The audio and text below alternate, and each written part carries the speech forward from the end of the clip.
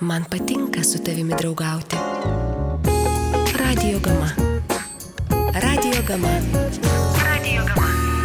99 FM.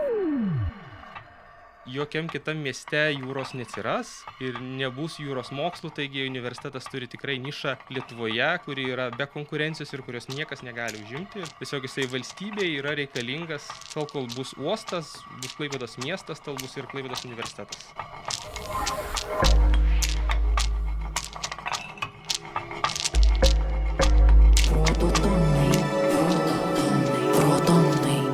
Protonai. Teigiamų energijų laida su Klaipėdos universiteto mokslininkais.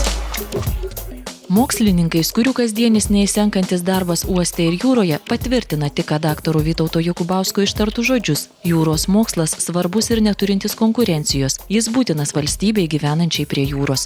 Viena jūrinių mokslinių tyrimų krypčių – laivybos ir uosto saugumo bei logistikos tyrimai. Nepriklausomybės paskelbimas ir Klaipėdos universiteto įkūrimas praplėtė ir suformavo naujas šios krypties šakas – tarptautinių šiaurės, pietų ir rytų vakarų transporto koridorių bei logistikos grandinių valdymą, inovatyvių sprendimų paiešką plėtojant uosto infrastruktūrą, logistikos procesų saugumo užtikrinimą. Vienas mums visiems regimų šio pobūdžio tyrimų rezultatų – mūsų uostan įplaukiantis vis didesni laivai, tokie kaip Panamax, Post-Panamax Plus ar net MSC Asta, kurio ilgis 335 metrai. Kada ir nuo ko Klaipėdoje prasidėjo uosto veiklai būtini moksliniai tyrimai, kaip jie keitėsi, kokius iššūkius šiandien turi įveikti mokslininkų padedami uostininkai, kad jūra mums atplukdytų ne tik kuo didesnius laivus, daugiau ekonominės naudos, bet ir būtų išlaikyta pusiausvyra tarp žmogaus ir gamtos. Užduokim toną mintims kartu su Klaipėdos universiteto profesoriumi, habilituotu daktaru tolimojo plaukiojimo kapitonu Vytautu Paulausku. Pradėkim nuo laivybos, todėl kad laivyba yra pagrindas. Visur transporto sistemose pagrindas yra transporto priemonė, nes jį veža keleivius, veža krovinius, atitinkamai jai aptarnauti turi būti sukurta infrastruktūra ir superstruktūra. Tad vienas iš tokių esminių elementų yra uostas. Uostai buvo pradėti plėtoti dar antikiniais laikais. Klaipėdos uostas, apie jį pirmą informaciją tikriausiai daugelis žino, tai yra 1252 metai, kada pradėjo statyti piliavietę, iš karto pradėjo statyti ir uostą, todėl kad piliavietė reikėjo medžiagų, atitinkamai iš karto atsirado ir uostas. Šiandien uostai vaidina labai svarbią reikšmę kaip ir praeityje, ne tik kaip transporto vieta, bet traukos centras, pramonės plėtros centras, o taip pat ir vienas iš kultūros atėjimo į konkrečią vietą centras, kuris yra svarbus to, kad uostamiesčiai visada buvo progresyvesni palyginus su kitomis vietomis. Nes būtent uostamiesčiuose maišėsi, jeigu taip galima pasakyti, žmonės atvykdavo nauji, atveždavo naujas idėjas. Lygiai tas pats ir su Klaipėda. Klaipėda lygiai taip pat plėtojasi kaip uostas, nors daug laiko, kaip žinia, jis buvo stabdomas, tai akmenim įplaukos kanalą užversdavo konkurentai, tai vėl kas nors pasidarydavo, bet jis vis tiek gyveno ir gyvena iki šiol, o šiandien tai yra labai modernus uostas, kuris po 90 metų praktiškai atsinaujino apie 90%. Ir žinoma, jo plėtrai yra reikalingos žinios, tyrimai, reikalingi žmonės. Pirmiausia, be žmonių niekas nesidaro, galima turėti labai gerų idėjų, bet jeigu tu neturi žmonių, niekas tokiu atveju tų idėjų nerealizuos. Efektyvus uosto įmonių teritorijų planavimas, naujos technologijos, ekonominės naudos įvertinimas, daugiau kaip 200 projektų per pastarąjį dešimtmetį. Universiteto darbas uoste labai svarbus, pastebi profesorius Vytautas Paulauskas. Universitetas yra geriau negu karinis dalinys. Universitetas duoda daugiau. Todėl, kad karinį dalinį galima iškelti, nukelti, o universitetas iš karto keičia visą žmonių psichologiją. Bet tuo pat metu reikia turėti omeny, kad, žinoma, teritorijos yra labai svarbu. Bet kartu su teritorijomis reikia nepamiršti technologijų. Tai yra technologijos, kurios buvo prieš 20-30 metų, kurioms reikėjo labai didelių plotų. Šiai dienai jos yra visiškai kitos ir tų plotų reikia žymiai mažiau. Tai yra tam pačiam plote galima žymiai geresnį rezultatą gauti. Na, kaip pavyzdys, jeigu anksčiau buvo uoste naudojama technologija bortas vagonas, ta technologija labai šauniai pasiteisina, kada traukinio sąstato dydis arba keliamoji galia yra panašios, bet kuomet laivų dydžiai yra žymiai didesni, šita technologija save nepateisina, nes tokiu atveju vagonai tampa sandėliais. Tai dabar, kada pasikeitė tos technologijos, tai yra pastatyti sandėliai, pastatyti nauji terminalai, tai ir gaunasi, kad mes mažam plote išgaunam labai didelius rezultatus arba labai gerus rezultatus. Čia ne visiškai turbūt teisinga būtų mechaniškai lyginti uostus, jų teritorijas ir gaunamus krovos rezultatus. Tai yra pirmas dalykas, kad daugelis uostų, į kurios kartais rodoma pirštais, kad jie turi labai didelės teritorijas, jie kūrėsi gana seniai ir tokiu būdu jie kūrėsi orientuojantis į tų laikų technologijas. Kaip pavyzdys, sakysime, jeigu greiferiais galima iškrauti kažkur tai, per valandą 200, 300 tonų, tai dabar krovos mašina per valandą duoda 1700 tonų. Tai yra visiškai skirtingos technologijos ir visiškai skirtingi rezultatai. Todėl, kalbant apie teritorijas, reikia pasakyti, kad visą laiką atsiranda papildomų teritorijų. Toje pačioje vietoje. Todėl, kad diegiant naujas technologijas, reikia mažiau teritorijos ir tokiu būdu lieka šiek tiek naujos teritorijos. Aš manyčiau, labai geras pavyzdys šitoj situacijoje yra šalia esanti Begos kompanija. Faktiškai buvo celiuliozės popieriaus kombinatas, kuris užėmė labai didelį plotą. Jo našumas nebuvo toks ir didelis palyginus su to ploto, jeigu tai paimti ar ne. Dabar liko ir popieriaus kartono gamykla dar veikianti ir susikūrė nauja kompanija, kurios pajėgumas šiai dieną apie 8 milijonai tonų per metus. Tai yra, tokiu būdu atsilaisvino labai dideli plotai buvusių šiukšlynų įvairių sandėlių, nereikalingų ir panašiai. Ir toj vietoj kompanija pasistatė labai našias krovos įrangas, tai yra krovos mašinas, naujus sandėlius, visiškai kitokio tipo. Kaip pavyzdys, čia buvo diskutuojama dėl vieno sandėlio, ką su juo daryti. Jis buvo pastatytas ne taip seniai, prieš kokį turbūt 20 metų ar 30, bet dar celiuliozės popieriaus kombinato. Ir kada pradėjom žiūrėti, o kaip jį galima būtų panaudoti, galiausiai priėjome vienos išvados, kad reikia jį pakišti, kaip sakant, po betono tą skaldymo mašiną. Tai yra jį griauti, atlaisvinti tą vietą ir toj vietoj statyti visiškai naujo tipo sandėlius, visiškai naujo tipo technologinį įrangą. Ir ta, kur dabar yra žemės ūkio produktų tas terminalas šiaurinėje Begos dalyje, jis būtent atsirado tokiu principu. Ir pajėgumas apie 1 milijonų tonų per metus, kai tuo metu, jeigu naudoti tas senas technologijas, tai ten, gal išpeštum kokių 300 000. Daugiau ne. Todėl visada, kuriant bet ką, modernizuojant, žinoma, yra labai svarbu naujos idėjos. Ir šitoj vietoje, žinoma, universitetas vaidina ne paskutinį vaidmenį. Gana daug įvairių idėjų ateina būtent iš universiteto, gana tampriai mes bendraujam su uosto administracija, su krovos kompanijų asociacija, su pačiomis krovos kompanijomis. Ir tokiu būdu ir laivybos saugumą, ir krovos darbų efektyvumą kaip tik tai pavyksta didinti dėka tokio gero bendradarbiavimo. Viena ypač aktyviai viešumon iškeltų temų – uosto gilinimas iki 17 metrų. Reikia, bet negalima, reikia ir galima. Kokia situacija iš tikrųjų yra? Matote, situacija kokia? Vienas iš tokių galbūt pavyzdžių, kuris kartais buvo eskaluojamas gana stipriai, bet niekas nežinojo pagrindo. Vienu metu buvo labai plačiai sakoma, kad Klaipėdą gilinti daugiau kaip 10 metrų negalima. Kad tą nusprendė savo laikų Tarybų Sąjungos moksliniai institutai ir panašiai. Faktiškai tai buvo kita istorija. Faktiškai tai buvo, kada statė Vakarų laivų gamyklą. Pirmiausia, žinoma, ji buvo orientuota į būtent karinių poreikių tenkinimą arba taip pat karinių poreikių tenkinimą. Ir kadangi Baltijos jūroje kariniai laivai, kurie plaukėjo, turėjo grimzlę nedaugiau 8 metrų, jiems pakako 10 metrų. Ir šitą išvadą karinių požiūrių, tai yra per visą uostą reikėjo Vakarų laivų gamyklos, 10 metrų jam pilnai užteko. Ir šitą tezę, ar ją kitaip galim pavadinti, jį išsprūdo kažkam tai. Ir daug kas bandė griebtis kaip vos ne kažkokios panacėjos, kad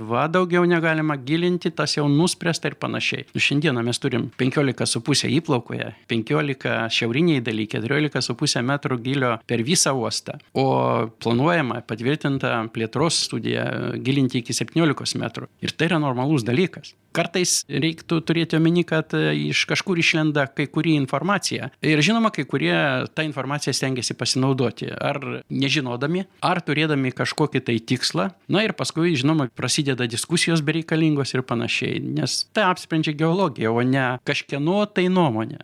Kada prasideda rimti tyrimai, politikai garsiai politikuoja, mokslininkai kantriai dirba. Vienas tokio kantraus darbo rezultatų šiandien jau 2 metus veikiantis suskystintų gamtinių dujų terminalas. SGD terminalas, kada buvo parinkta jo vieta, buvo vienas klausimas labai rimtas. Tai yra, va šitą vietą prie Kiaulės nugaros, ar saugiai galės plaukti SGD tanklaiviai. Kada buvo padaryta navigacinė studija, kurią man teko ruošti, ir kada buvo įrodyta, kad saugiai plaukios ir problemų čia iš tikro nėra, ir tą parodė jau 2 metai eksploatacijos šito terminalo ir jau praplaukė turbūt kelios dešimtis tų SGD tanklaivių. Tuo metu, kad atsirado politikai, kurie pradėjo ypatingai neigiamai minėti arba ten kartais netgi priešintis terminalo darbui. Tai yra tame tarpe mūsų Seime, kad jis nereikalingas, tik kenkia ir panašiai. O dabar mes kalbam per šitą terminalą didžiąją dalį dujų, turiuomenį Lietuva. Ir jo pajėgumas yra toks, kad jis gali garantuoti dujų tiekimą Lietuvai, Latvijai, Estijai. Antra vertus, atsiradimas to terminalo iš karto mums leido gauti tokias kainas iš Gazpromo, kurių negavo nei Latvija, nei Estija, nei Suomija. Tai yra Lietuva dujas gauna iš Gazpromo, ten netokia didelė dalis jų liko. Gauna žymiai pigiau negu visos kitos šalis, tik tai dėka to, kad yra alternatyva.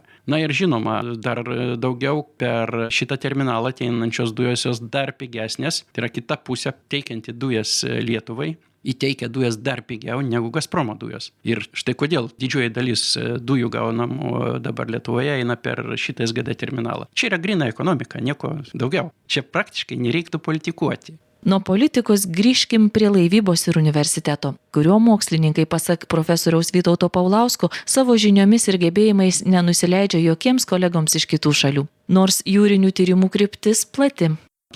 Praeinant nuo krantotvarkos, antras labai svarbus dalykas laivybos saugumas, tai šitoj vietoje mūsų universitetas ir žmonės dirbantis universitete yra gerai žinomi praktiškai visoje Europoje ir ne tik Europoje. Dalyvauja įvairiuose projektuose, tokiu būdu atlieka darbus ir daugumoj būtent navigacinio saugumo srityje. Tos srities darbus teko ir man pačiam atlikti įvairiuose Europos uostuose, Anglijos, Belgijos, Olandijos, Prancūzijos. Taip kad tai yra normalus dalykas šiandieną, nes tie tarptautiniai ryšiai jie yra labai platus ir jais visi naudojasi, nes mes ne tik, kad kažką padarom, bet ir mokomės vieni iš kitų. O tai yra labai svarbu.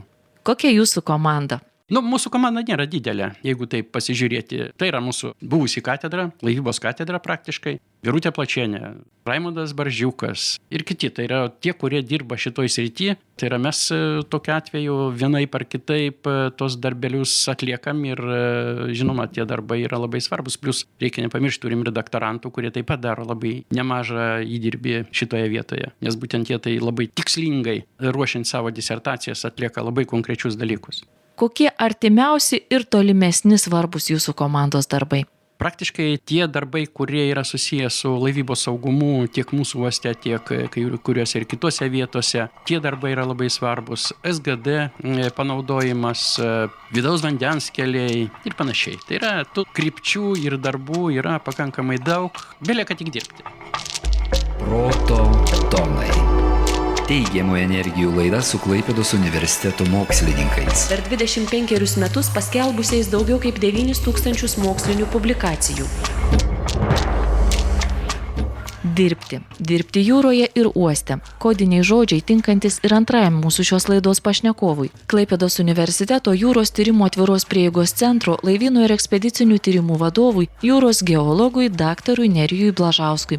Viena iš daugybės jo komandos užduočių – padėti išlaikyti pusiausvyrą ir išvengti konfliktų. Kokių ir tarp ko pasakoja daktaras Nerijus Blažauskas. Klaipėda yra, žinot, ne tik miestas, ne tik židinys, bet yra ir miestas uostas. Miestas uostas, aplink kurį susitelkia yra labai daug ir netgi taip teoriškai konfliktuojančių sričių. Pradėkime nuo labai intensyvios laivybos, intensyvios krovos. Šalia yra jautrios saugomos teritorijos, šalia yra neišsemiami rekreaciniai, sakykime, resursai, mūsų visa poilsinė bazė ir žmonių gerovė. Visa tai iš principo yra susipinę labai mažoje erdvėje ir jiems ieškojimas bendro sugyvenimo, ne tik tai, kad taikaus, bet ir naudingo visoms pusėms, tai yra nepaprastas uždavinys. Tai va tas subalansavimas arba sugyvenimas kartu, tai yra vienas iš integruoto kranto zonos valdymo uždavinių. Tai yra priemonė, kuri leidžia ne tik tai stebėti, kaip keičiasi miestas, kaip keičiasi mūsų pajūrio zona, pats uostas, bet leidžia taip pat ieškoti būdų, kaip galima būtų optimizuoti tam tikrus neigiamus padarinius. Jeigu mes matom, kad auga ekonomika, bet blogėja žmonių, sakykime, socialinė gerovė, Jeigu mes matom, kad auga tarša, bet tuo pačiu metu ir byra didesni pinigėliai į valstybės biudžetą, visuomet tas bus klausimas jautrus. Ir šitoje vietoje, aišku, Klaipėda yra tas centras, aplink kurį tas jautrumas visas ir sukasi. Tai šiai dienai mes kaip mokslininkai esam labai laimingi, kad esam šalia uosto. Mes matom čia savo realizacijos daug galimybių, nes uostui nuolatos reikia žinių, reikia tyrimų, reikia rezultatų, nes jais grindžiami ir šiandien galim pasigirti, kad iš tikrųjų uostas šiandien nori remtis mokslo rezultatais, mokslinėmis išvadomis. Mes bandome padėti spręsti tam tikrus tikrai jautrius klausimus. Tai šiandienai aš matyčiau, kad Klaipėda kaip miestas, Klaipėda kaip universitetas ir Klaipėda kaip uostas jau atranda tokio, sakykime, savęs pripažinimo kaip vieningos sistemos, kuri būtinai turi dirbti kartu. Klaipėdos universiteto mokslininkų atliekami tyrimai apima platų spektrą – ekosistemų valdymą ir modeliavimą, jūros geologijos, sedimentologijos, hidrologinius ir geocheminius procesus, sisteminį technologinių, socialinių ir ekonominių veiksnių vertinimą. Vienas opiausių pastarojo laiko klausimų – išorinio uosto statyba. Dalyvaujate jo sprendime? Išorinio uosto idėjos jau gyvena ne vieną dešimtmetį ir čia jau dalyvavo jame ne tik tai lietuviai, bet jau žinot ir japonai, ir vokiečiai, ir kas tik tai nori. Ir iš principo kiekvieni iš tų planuotojų, konstruktorių, įvairių kompanijų, kurios yra didžiuliai inžinieriniai arba idėjų generatoriai. Kai klausimas eina apie aplinkos komponentus, apie suderinamumą su miesto gyvenimu, su saugomis teritorijomis, jie norom vis tiek ateina į Klaipėdos universitetą. Visos jūrinės žinios yra vis tiek koncentruotos tuose centruose, kurie šiai dienai yra įsteigti ir mes norom, mes visuomet tame esame įvelti ir aišku dažniausiai norom, nes norisi padaryti viską, kad būtų kuo geriau ir tikrai profesionaliai. Bendrų tikslų vedini universitetas artėja prie uosto ir atvirkščiai uostas prie miesto. Po ilgų atskirties metų besikūrenčia ir atsinaujinančia bendriste galima pasidžiaugti. O kodėl priartėti taip nepaprasta? Todėl, kad sunkiausia yra padaryti pirmus žingsnius. Tai jeigu jau uostas savo laiku šiek tiek labiau atsivėrė miestui, tai yra dingo sienos, renginiai pradėjo ateiti į uosto teritoriją.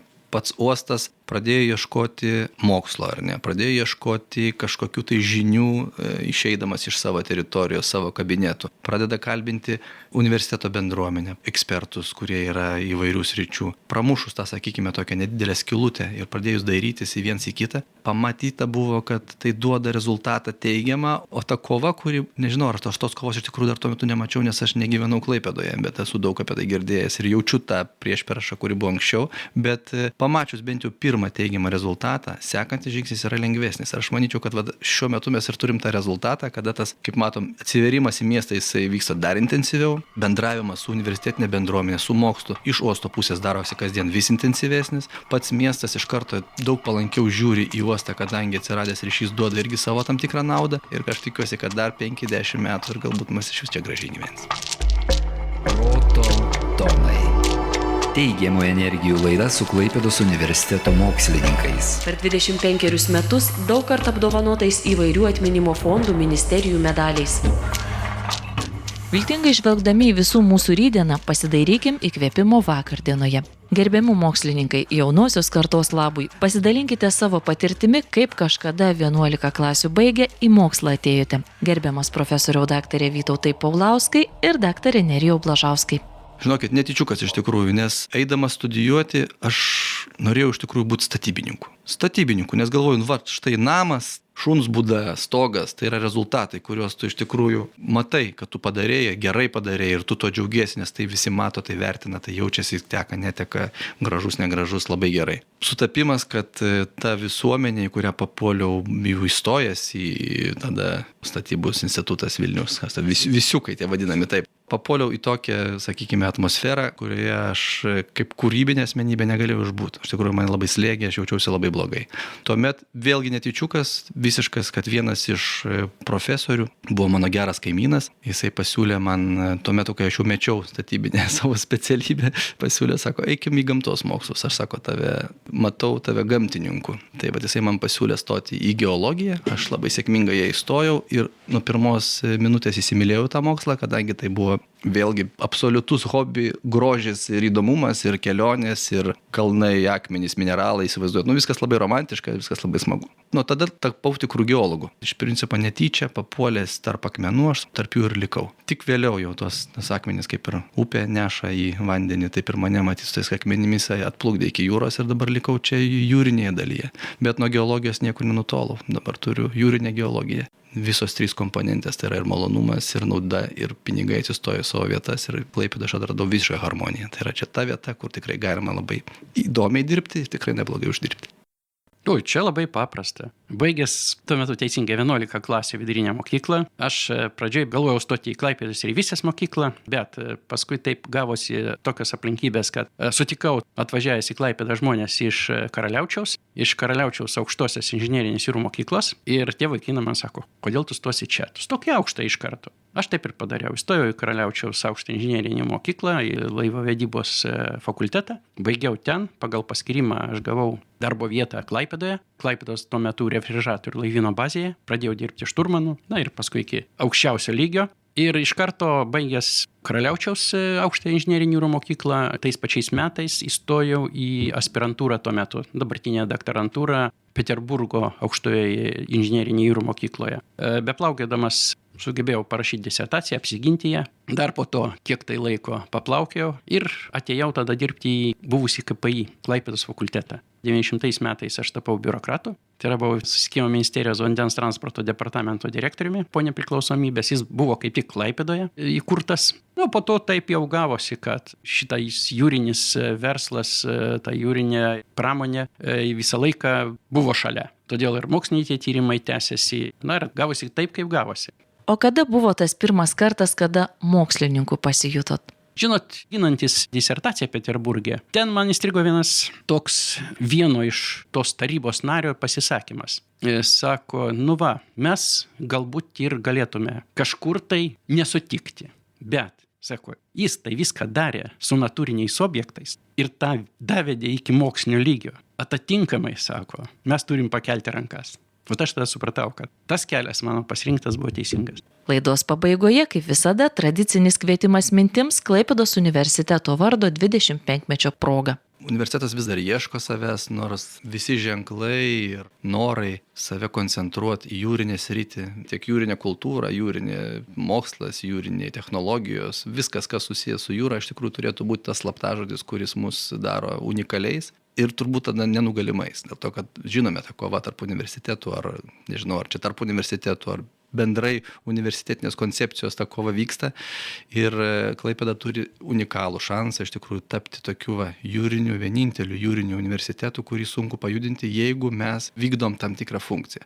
Jūrinė kryptis. Universitetas turi tuo pasinaudoti. Negalima kurti studijų programų ir panašiai Kaune arba Vilniuje susijusių su jūrų pramonė. Ką reiktų galbūt turėti omeny, kad paskutiniu laiku ganėtinai siaurėja gama jūrinių specialistų rengimo universitete. Tai yra atsisakyta laivavedybos, atsisakyta laivų energetinių įrenginių eksploatacijos, tai yra grynai jūrinės specialybės. Mano supratimu, tai nėra teisingas kelias. Ir ne todėl, kad tas reikalinga tik universitetui, tas reikalinga Lietuvai. Lietuvoje turi būti nemaža dalis žmonių turinčių universitetinį išsilavinimą šitose srityse. Nes tas rezervas, kuris buvo paruoštas ir kuris dar iki šiol, nes būtent šiais metais išleista faktiškai paskutinė laivavedžių laida, jis kol kas yra, bet jis labai trumpalaikis. Praeis kažkiek tai laiko, nes daugelį sričių, tokiuose kaip saugios laivybos administracija, uosto direkcija, ministerija ir kitose vietose reikalingi būtent turintys universitetinį išsilavinimą. Ne paprastą tą vadinamą aukštąją arba koleginį išsilavinimą, būtent universitetinį. Ir žinoma, galima mažinti reikalavimus. Vienas iš kelių. Bet tas veda prie tokio amatiškumo. Tai yra tampa žmonės pusiau amatininkai ir panašiai. Tai šitoj vietoj reiktų turėti omeny, kad jeigu mes neturėsime tų žmonių ateityje, vėl reikės kurti, ko gero, tas pačias studijų programas, bet kurti iš naujo yra daug sunkiau, negu tęsti tai, ką turi. Prototonai Klaipėdos universiteto jūros technologijų ir gamtos mokslų fakulteto jūros inžinerijos katedros profesorius habilituotas daktaras, tolimojo plaukiojimo kapitonas Vytautas Paulauskas ir jūros tyrimo atviros prieigos centro laivyno ir ekspedicinių tyrimų vadovas, jūros geologas daktaras Nerijus Blažauskas. Ačiū, pliusas jums. Prototonai.